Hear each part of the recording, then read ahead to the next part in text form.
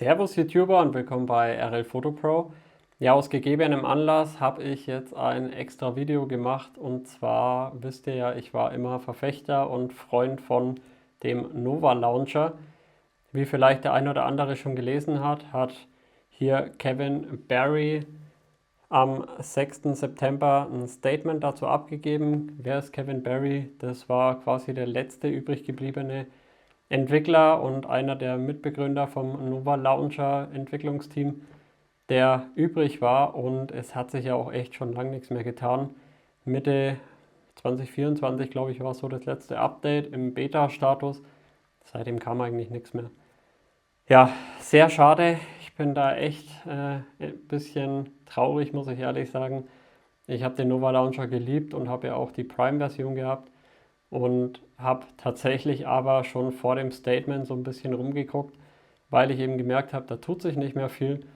Und ich liebe ja meine Fold-Smartphones, egal ob Samsung, Honor etc.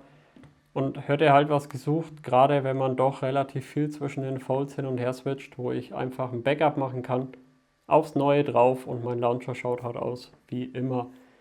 Ist halt so mein Anspruch. Ich meine, natürlich ist es nicht jedermanns Sache. Und was mich ein bisschen gestört hat, Samsung hat es ja bei ihrem eigenen One UI Launcher mit dabei, aber eben Honor zum Beispiel nicht. Ich habe nämlich gerne auf der Front eine andere Layout-Anordnung und andere Apps als am Hauptbildschirm.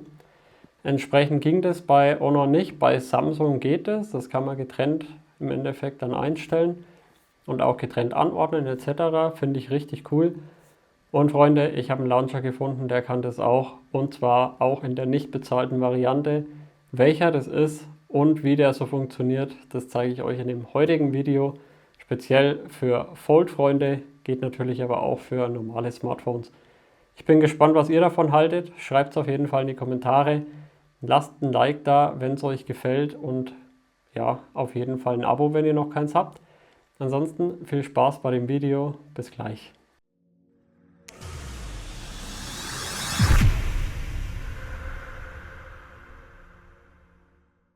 Und zwar geht es heute um den Smart Launcher 6. Lasst euch von dem Beta in Klammern nicht irritieren. Ich habe mich einfach nur im Beta-Programm angemeldet, um mit zukünftigen Features entsprechend schneller vertraut gemacht zu werden, um euch vielleicht auch neue Infos liefern zu können zu coolen neuen Dingen, die da kommen. Es gibt bei dem Launcher auch wieder zwei Versionen. Einmal die kostenfreie Version, die tatsächlich auch schon dieses duale Layout für Fold-Smartphones mit dabei hat, ohne dass ihr was zahlen müsst. Und es hat noch ein paar extra Features in der Bezahlversion. Ich habe mit dem Launcher jetzt mal eine Woche rumgespielt gehabt, um eben zu testen, was geht in der Gratis-Version. Wäre theoretisch in den meisten Dingen schon völlig ausreichend für mich gewesen. Aber ich wollte eben auch für euch schauen, was geht denn mit der Bezahlversion, und das zeige ich euch jetzt dann auch mal. So, und damit würde ich sagen, gehen wir mal hier auf den Schreibtisch. Ihr seht schon, ich habe hier das Magic V5 am Start und das Galaxy Z Fold 7. Schauen beide sehr ähnlich aus. Ich habe nur hier oben das Widget ein bisschen verändert. Und beim Fold 7 gibt es keinen Stift-Support, deshalb brauche ich es nicht testen. Bei Honor habe ich ja eben den Magic Pen. Da habe ich jetzt einfach noch zwei Pen-Sachen mit drauf gemacht. Ansonsten habt ihr hier alle Apps gleich. Also das ist wirklich aus dem Backup. Ich habe hier ein Backup gemacht, habe es mal beim Fold 7 rübergezogen. Screen Recording mache ich jetzt auch am Fold 7, weil ich da einfach einen größeren Bildschirm habe, wenn ich es aufklappe. Entsprechend könnt ihr dann auch mehr sehen. Ansonsten alles wie gehabt. Wir schauen mal kurz über den Startbildschirm drüber. Ihr könnt, wenn ihr Widgets habt, hier zum Beispiel das Widget ganz normal positionieren, wie ihr das haben möchtet. Ihr könnt es größer ziehen, kleiner ziehen am Raster. Könnt aber auch, und das finde ich ziemlich cool, die feine Positionierung machen. Das heißt, ihr könnt es wirklich auch überlappen dann, wenn man es braucht. Oder könnt es ganz grazil hindrücken, wo ihr das gerne haben möchtet. Also wenn es hier so ein bisschen kleiner sein soll, dass wirklich bei Gemini zum Beispiel alle Anzeigen noch da sind, dann müsste das so sein. Ich kann das dann natürlich auch entsprechend bewegen am Homescreen etc. Und auch hier kann ich im Endeffekt dann wieder das Widget entfernen, wenn ich es nicht mehr brauche. Natürlich kann ich auch Widgets hinzufügen. Ich drücke dafür lange den Homescreen, gehe aufs Plus, sage Symbol hinzufügen, wäre jetzt quasi was anderes, zum Beispiel irgendwie eine App. Wenn ihr natürlich ein Widget hinzufügen wollt, dann geht ihr hier drauf, sucht euch das Widget aus.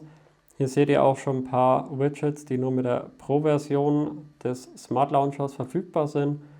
Und da könnt ihr eben auch Widgets stacken. Das finde ich auch ziemlich cool. Da könnt ihr verschiedene Widgets dann übereinander lagern, wie ihr das von Samsung kennt, diese Stapel. Und da könnt ihr dann eben drauf gehen, sagen Widget hinzufügen. Jetzt machen wir mal einmal den Akku, wollen wir Musik vielleicht noch haben und was weiß ich, das Wetter. Dann habt ihr hier das Widget mit dem Akku. Ihr wischt nach links oder rechts und könnt eben auf die anderen Widgets zugreifen. Finde ich tatsächlich ziemlich cool. Ich habe das ja immer ein bisschen vermisst. Das war auch so eine Sache, die ich bei Samsung oder nicht Samsung Smartphones in dem Fall vermisst habe, bei Samsung entsprechend geliebt habe. Diese Stapel-Widgets, die man machen kann. Und das geht da auch. Also das heißt, auch das Feature könnt ihr dann bei jedem anderen beliebigen Smartphone oder eben Foldable nutzen. Dann haben wir, wenn wir hier lang drauf gehen, noch die Option, direkt ein Hintergrundbild zu ändern. Wir können aber auch eben das Thema, also die Farbdarstellung, die allgemeine Darstellung bearbeiten und können da zwischen verschiedenen Optionen auswählen, wie diese ganzen Widgets eben angezeigt werden sollen. Das finde ich ganz witzig, aber ich muss sagen, da war eben dieses Frosted Glass und Opaque Glass mit bei der Pro-Version dabei. Ja, hätte ich nicht unbedingt gebraucht, ist halt mit dabei. Also das Ambient Design hätte mir auch völlig ausgereicht. Ansonsten könnt ihr die Symboldarstellung ändern, wie das Ganze ausschaut. Ihr könnt verschiedene Symbolpakete noch runterladen. Ihr könnt hier verschiedene Formen und Farben und so weiter machen. Ich brauche das jetzt nicht zwingend. Ich lasse das mal aus. Ihr könnt aber auch den Hintergrund noch ändern, dass quasi das Symbol in einem Design drin ist. Dann ist es optisch zumindest immer gleich groß. Das App-Raster ist prinzipiell die App-Übersicht, wenn man es so nimmt. Das ist einfach nur nicht optimal, würde ich sagen, übersetzt worden. Da habe ich eben, er soll dieselbe Konfiguration des Rasters am Startbildschirm nutzen. Finde ich eigentlich ganz angenehm, da muss ich das nicht zweimal einstellen. Widget haben wir auch noch. Da können wir dann noch sagen, welches Widget-Theme eben da sein soll. Material, also wie bei Google, Launcher-Theme oder Standard. Abgerundete Ecken hat das Widget oder eben auch nicht. Und eine benutzerdefinierte Schriftart kann man auch machen, wenn man den mag. Brauche ich jetzt nicht, das ist eher für mich eine Spielerei. Da kommen wir nämlich auch gleich zu den Schriftarten. Ihr könnt da sehr viel auswählen, habt da Optionen ohne Ende für die ganzen Schriftarten. Also das ist eine ewig lange Liste zum Durchscrollen und das ist wirklich Wahnsinn, was man da einstellen kann. Schriftgröße entsprechend natürlich auch. Jetzt kommt die Funktion, die ich auch ziemlich cool finde, und zwar die Rastereigenschaften. Die Rastereigenschaften ist ja nichts anderes wie das Homescreen-Raster oder auch der App-Launcher-Raster. Wenn ihr die App-Übersicht zum Beispiel aufmacht, habt ihr ja auch ein Raster, wie viele Apps sollen nach rechts und links und nach oben und unten aufgelistet werden können. Und vor allem auch von den Widgets ist es ja ein bisschen abhängig. Je mehr ihr macht, umso kleiner können die Widgets werden etc. Ich habe jetzt hier eingestellt bei mir, weil ich das relativ klein gerne mag bei diesen App-Rastern, 7 Spalten, 10 Zeilen. Das habt ihr jetzt gesehen, wie das am Homescreen ausschaut bei meinem Fold 7. Ihr könnt auch die Größe der Symbole wirklich ultra flexibel einstellen. Das gefällt mir auch richtig gut. Und ihr könnt hier hochgehen bis 10 mal 20. Ja, würde ich jetzt wahrscheinlich nicht unbedingt empfehlen, aber man könnte. Also ich stelle es mal wieder runter, dass wir dann noch überhaupt was sehen. Ja, genau. Von daher, die Optionen gibt es. Beim App-Raster könnt ihr natürlich keine Zeilen einstellen, aber die Spalten zumindest. Und da habt ihr auch die Möglichkeit, bis 10 hochzugehen. Ich habe auch 7, damit es halt im Homescreen einfach gleicht. Das gefällt mir ein bisschen besser. Und die Symbolgröße habe ich da auch genauso gesetzt wie beim Homescreen. Die Textgröße könnt ihr entsprechend auch vergrößern und verkleinern. Das heißt, ihr könnt es einfach auf eure Präferenz komplett anpassen, das Ganze. Wenn ihr keinen Text braucht, sondern nur die Icons sehen wollt, könnt ihr die auch ausschalten entsprechend. Dann würdet ihr eben nur die App-Icons noch sehen. Dann kommt noch eine kleine Spielerei, und zwar die Heimanimation. Also ihr habt da noch Möglichkeiten, bestimmte Animationen einzustellen. Ich habe da jetzt nicht so rumgespielt, ich brauche das eigentlich gar nicht. Das ist eigentlich für mich eher eine Spielerei. Und dann erweiterte Einstellungen. Da habt ihr eben auch Ordner, Benachrichtigungen, Bildschirm- und dunkler Modus. Vollbildordner habe ich jetzt aktiv, braucht man nicht unbedingt. Wenn ihr keine Vollbildordner anhabt, dann schaut es eben so aus, wie so ein Pop-up, so wie man es bei vielen Smartphones kennt. Wenn ihr das Ganze wieder aktiviert als Vollbildordner, dann schaut es eben so aus. Das heißt, der Hintergrund wird quasi verdunkelt und ihr habt nur noch die Apps. Ansonsten könnt ihr hier dann noch einstellen die Benachrichtigungen, welche Benachrichtigungen angezeigt werden können. Das seht ihr jetzt hier, da gehe ich jetzt nicht explizit drauf ein. Und bei Bildschirm könnt ihr auch sagen, Bildschirmausrichtung automatisch. Das ist natürlich eine Präferenz, weil wenn ich jetzt den Homescreen automatisch ausrichten lasse, dann wird die Anordnung anders. Und die Anordnung ändern im Vergleich zum Hauptbildschirm. Ihr seht es hier, das sieht einfach ein bisschen anders dann angeordnet aus. Das könnt ihr eigentlich auch nur über die Pro-Version so richtig. Das ist tatsächlich eine Kaufoption, dass ihr auch für horizontal und vertikal komplett andere Layouts machen könnt. Coole Geschichte, wenn man es braucht. Dann kann man noch den immersiven Modus machen. Da wird unten dann hier die Leiste prinzipiell ausgeblendet, dieser Balken. Ja, kann man machen, muss man nicht. Ich habe es immer an, weil ich gerne auch Circle to Search nehme. Und dann will ich nicht einmal hochwischen müssen, damit es auftaucht und dann drücken und halten. Aber das ist eben für die Leute, die vielleicht sagen, ja, ich will das eigentlich immer maximal ausgeweitet haben. Da ist das natürlich eine super Sache. Graustufen wäre, wenn ihr wirklich alles schwarz-weiß haben wollt, das schaut dann so aus. Also im Endeffekt der E-Book-Modus, wie ich es so nennen würde. Spart halt natürlich auch ein bisschen Akku, muss man dazu sagen, wenn ihr ein AMOLED-Display habt. Statusleiste könnt ihr auch ausblenden lassen, wenn ihr den wollt. Dann wäre das quasi hier oben weg. Dann könnt ihr einmal runter und nochmal runterwischen und dann kommt quasi erst die Statusleiste oder die Geste halt, wie ihr es so kennt. Ansonsten habe ich das immer eingeblendet und die dunkle Statussymbole habe ich automatisch, weil ich immer den Dark-Modus habe. Muss man aber nicht haben, wenn man eher den Light-Modus hat, kann man es deaktivieren. Dann gibt es hier bei den erweiterten Einstellungen noch den dunklen Modus. Da gibt es noch dieses AMOLED-Schwarz, wo Schwarz wirklich schwarz ist und damit eben die Pixel nicht mehr leuchten. Das spart noch ein bisschen Strom.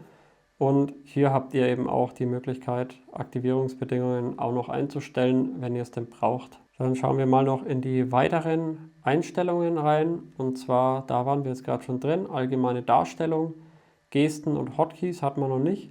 Ein Doppelklick öffnet bei mir die Kamera. Bedeutet, wenn ich am Homescreen bin, in einem leeren Bereich Doppelklick, geht die Kamera an. Hotkeys gibt es auch noch, den Home und zurück. Wenn ihr unten noch diese Leiste eingeblendet habt, dann könnt ihr die auch nochmal speziell belegen. Die habe ich ja nicht. Ich habe ja die Wischgesten entsprechend. Smart Standby, das habe ich ausgeschalten. Und zwar, wenn ihr euer Smartphone auf eine flache Oberfläche legt, dann geht es automatisch aus. Das will ich aber auch nicht immer. Darum habe ich das nicht aktiv, würde aber funktionieren. Ich habe es getestet. Dann geht wirklich der Bildschirm immer aus und das Smartphone quasi in den Standby. Aktiviere Gesten, das habe ich aktiv und zwar Einzelfinger. Da habe ich eben 2 Gesten aktiv. Einmal Wischen nach oben, da geht das App-Raster auf und Wischen runter, dass er das Benachrichtigungspanel zeigt. Ihr könntet theoretisch auch noch sagen, wenn ich nach links wische, dann soll er, was weiß ich, den Graustufenmodus aktivieren.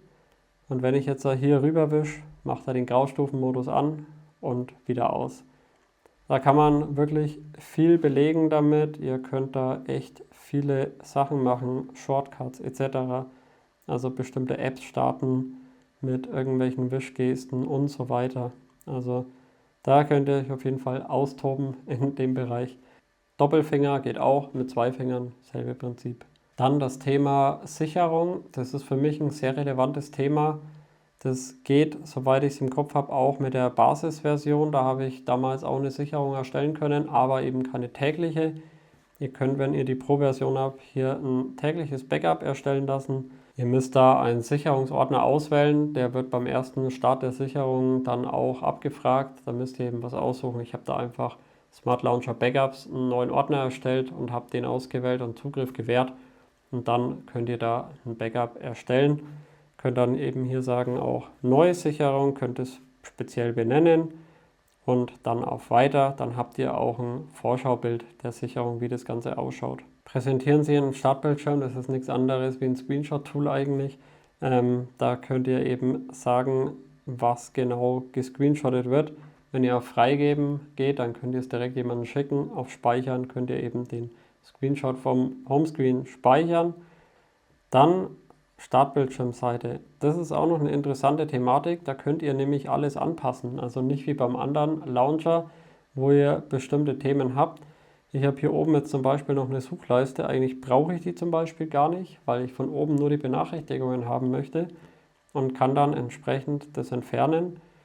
Wenn ihr Wischgesten natürlich habt, also von oben runter, dann wird es sowieso sinnfrei, weil er dann eben dieses Feld gar nicht aufmachen kann, sondern wie in meinem Fall eben die Benachrichtigungen.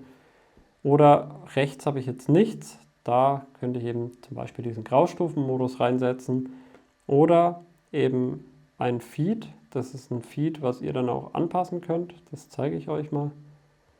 Ja, man sollte vielleicht noch auf Anwenden klicken. Wenn ihr darüber geht, dann habt ihr halt bestimmte Nachrichten, Themen, wo es gibt und könnt da entsprechend euer eigenes Feed zusammenstellen, unabhängig jetzt von dem Google Now Thema und habt halt dann nur speziell die Themen, die ihr ausgewählt habt. Finde ich eigentlich ganz cool. Ich habe damit mal rumgespielt, aber ich mag Google Now irgendwie trotzdem lieber. Gut, entfernen wir den Feed mal wieder. Wie gesagt, ich brauche den nicht unbedingt. Was aber auch witzig ist, ihr könntet theoretisch auch das App-Raster hier nach rechts schieben zum Beispiel. Dann taucht es auf, wenn ihr nach rechts geht und nach links. Und unten oben ist dann nichts, außer ihr habt eben wie ich die Wischgeste von unten hoch. Dann kommt das App-Raster. Ich habe da mal rumgespielt. Ich muss sagen, App-Raster auf der rechten Seite finde ich gar nicht so übel. Das ist für mich eine flüssigere Geste irgendwie wie von unten hoch, aber ich habe es dann doch wieder umgestellt. Ja, kann man auch mal damit rumspielen, ist wirklich cool. Wie gesagt, ihr könnt es hier komplett frei verschieben, wie ihr das haben wollt. Nur die Google-Suche geht nicht in die Mitte. Ist halt so. Ja, also man kann da wirklich viel rumspielen und viel rumswitchen, wie ihr das eben am liebsten wollt. Das finde ich halt richtig cool, dass man bei dem Launcher einfach so viel Freiheiten hat, sich das selbst so anzupassen, wie man es braucht oder gerne nutzen würde. Und dass ihr halt natürlich auch die Option habt, das Ganze als Backup zu speichern, um das bei jedem nächsten folgenden Smartphone auch wieder so zu nutzen. Dann zeige ich euch mal noch die Seite mit Premium-Funktionen. Da seht ihr mal noch, was eben da so bei der Pro-Version dann dabei ist. Und ja, die Pro-Version kostet knapp über 20 Euro. Ist halt die Frage, wenn das die nächsten Jahre dann ausgebaut wird, lohnt sich es meiner Meinung nach schon. Gerade wenn man immer wieder mal Smartphones wechselt oder wie ich eben viel anpassen will am Home Launcher und da gewisse Freiheiten haben möchte. Ich habe es auch einem Kumpel empfohlen, der hatte vorher ein Galaxy Fold 4, ist aufs Magic V5 umgestiegen und der hatte eben auch 2 verschiedene Homescreens, zeige ich euch dann aber gleich mal noch. Und das geht halt da auch und da muss er sich nicht viel umgewöhnen, kann auch viel anpassen etc. Genau, die Smart Widgets Pro habe ich euch ja schon mal kurz gezeigt. Der Feed hat eben alle Artikel ohne Einschränkungen dann, was die Einschränkungen sind, das weiß ich jetzt gar nicht genau. Das habe ich euch auch schon gezeigt, gefrostetes Glas und opakisches Glas. Ihr könnt Kategorien bearbeiten, genau das ist noch eine Sache, die habe ich deaktiviert. Und zwar könnt ihr in der App-Übersicht auch bestimmte Kategorien machen, zum Beispiel Multimedia, habt dann nur eure Multimedia-Apps drin. Ihr habt, was weiß ich, Office-Tools, da ist dann OneDrive, Word, Excel, PowerPoint, die ganzen Sachen drin, was ihr so braucht im Office, Dateimanager etc. und so weiter, Spiele und so weiter. Dann habt ihr das halt in der App-Übersicht schön getrennt, könnt da durchswitchen, ist halt natürlich auch ein praktisches Feature für den, der es braucht. Dann das tägliche Backup eben ist dann mit dabei, erweiterte adaptive Symbole, also mehr Symbolformen, das hatte ich euch vorhin auch schon mal kurz gezeigt. Das AMOLED Schwarz ist auch ein Feature anscheinend der Pro-Version und der immersive Modus hatte ich auch schon erwähnt. Ordner auf der App-Seite, ihr könnt dann auf der App-Übersicht auch Ordner erstellen, nicht nur die App-Symbole dort platzieren. Und hier das Thema, was ja auch viele Launcher generell haben, die mitkommen mit den Smartphones, eben eine kleine Ziffer oberhalb der Symbole, wenn ihr zum Beispiel neue WhatsApp-Nachrichten habt, dass da eine 2 steht, wenn ihr 2 neue Nachrichten habt, ist auch ein Pro-Feature in dem Fall. Der Hintergrund in der 3D-Perspektive, hier sieht man eine Animation dazu. Benutzerdefinierte Symbolanordnung, ja, man kann halt in der App-Übersicht nicht nur alphabetisch, sondern auch, wie man es braucht, organisieren. Brauche jetzt nicht unbedingt, ich scroll da alphabetisch liefer durch. Dann Pop-up-Widgets, das kann ich euch mal noch kurz zeigen. Für das Pop-up-Widget habe ich jetzt mal YouTube Music hier draus gezogen. Wenn ihr dann länger drauf bleibt, könnt ihr hier über die Einstellungen Gesten zum Beispiel eine Geste nach oben machen und könnt hier dann sagen Pop-up-Widget. Da habt ihr dann Widgets, die ihr hinzufügen könnt und es gibt ja auch Widgets für YouTube Music. Und dann könnt ihr zum Beispiel sagen, ja, ich will das kürzlich angehört Widget dafür haben. Und das ist dann zugewiesen für Wischen nach oben. Wenn ihr jetzt auf dem Icon dann nach oben wischt, dann seht ihr, was zuletzt gehört wurde. Ich kann direkt irgendwas abspielen und kann das nutzen. Finde ich auch ein geiles Feature, muss ich ehrlich sagen. Ich habe es bisher noch nicht so exzessiv genutzt, weil ich es einfach noch nicht kannte über die letzten Jahre. Aber ich muss mal gucken, was ich da so einstellen werde bei bestimmten Apps. Vielleicht habt ihr da auch coole Ideen, wo das richtig sinnvoll wäre anzubringen. Dann sind wir hier wieder bei den Pro-Features zurück. Und zwar die intelligente Bildschirmabschaltung ist da auch noch dabei. Das war das eben mit flach auf den Tisch legen, was wirklich gut funktioniert. Und eben die Doppelfinger-Geste, wo ich auch erwähnt hatte. Also Einzelfinger-Gesten sind im Normalmodus dabei, Doppelfinger nicht. Und dann kommt die Funktion, die ich am meisten gefeiert habe bei dem Launcher, die vielleicht auch für euch, wenn ihr einen Fold nutzt, am interessantesten ist, und zwar Multidisplay-Einstellung. Und zwar könnt ihr dann nämlich sagen, ich will überall das gleiche haben. Das heißt, mein Bildschirm, ich klappe es mal jetzt auf, und da hört natürlich leider auch das Screen Recording auf, aber wenn ihr seht, der Bildschirm schaut hier so aus, ja, meine App-Icons unten, das YouTube Music hier und so weiter, meine Widgets. Ich klappe es auf und bis aufs Hintergrundbild, was ich auch separat machen kann, ist alles gleich. Wenn ich jetzt sage, ich will aber unabhängige Setups haben, dann seht ihr hier schon an der Animation, das Ganze sieht anders aus. Wenn ich jetzt nochmal rausgehe, schaut es hier schon anders aus. Ich kann auch ein anderes App-Raster und so weiter machen. Also ich kann es wirklich komplett personalisieren dann, indem ich hier drauf gehe, Startbildschirm, Rastereinstellungen, da kann ich das dann einstellen. Und wenn ich es eben zuklappe, ist mein Layout ein komplett anderes. Also so wie ich es vorher eingestellt hatte, so ist es jetzt hier. Und wenn ich es aufklappe, anders. Also ich kann hier auch was verschieben. Normaler Homescreen, wieder zurück. Ja, das finde ich halt einfach super praktisch an dem Smart Launcher 6, muss ich ehrlich sagen. Also das war so mein Feature des Tages, wo ich den entdeckt habe und auch immer noch. Also ich bin da echt begeistert. Ich bin da gerade noch ein bisschen am rumüberlegen, was mache ich denn am normalen Bildschirm und was mache ich eben am aufgeklappten Bildschirm. Also da bin ich noch so ein bisschen am struggeln, was ich da genau verwenden soll. Aber ich denke, es wird darauf hinauslaufen, dass ich alles hier am kleinen Display habe, was ich so im täglichen Doing brauche. Und alles, was ich am großen Bildschirm brauche, wie zum Beispiel Photoshop, Lightroom etc., wird da landen. Also finde ich richtig cool. Sagt mir auf jeden Fall mal, was ihr davon haltet, von dem Launcher. Ich bin auf jeden Fall super begeistert. Wenn ihr Fragen noch dazu habt, dann schreibt es auf jeden Fall in die Kommentare. Vergesst nicht ein Like dazulassen und ein Abo.